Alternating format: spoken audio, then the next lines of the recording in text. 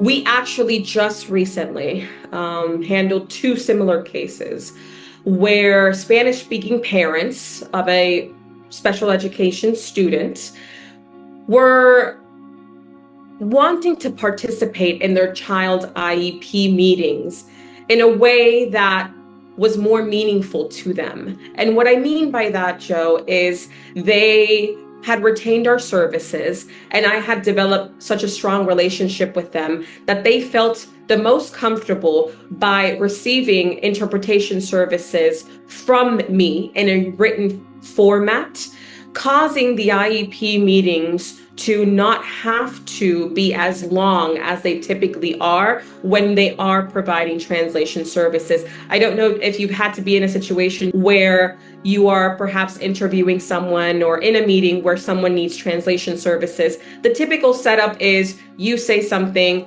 the meeting pauses completely, and someone needs to receive translation services. The person responds back, the translator then translates to you. And so it does not create for a natural flow between the parties, and can also have a 30-minute meeting become a 3-hour meeting because it does require constant stop and starting.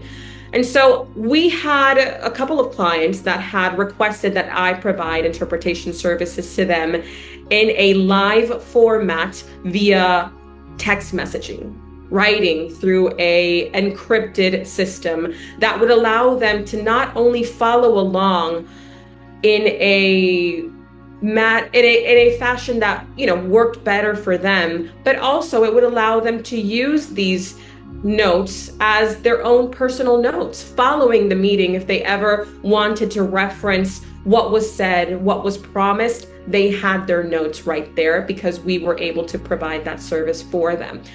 Now, in 98% of the cases when that is parent preference, most districts will respect that and will say, parent, it is your right to participate in whatever way is easiest for you. And if you are telling me that you do not want the district to provide its own interpreter, then you have the right to waive our interpretation services and bring your own interpreter. However, we've had two recent circumstances, Joe, where the parents were denied the right to decide for themselves how they wanted to participate in their own child's IEP meetings, how they wanted to opine and recommend and request specific services in their own preferred communication method. And the district would impose the use of their own interpreter, despite parent clearly and verbally for all to hear saying, I do not want to use your interpreter. I don't like your interpreter. They don't interpret well for me. I can't really understand their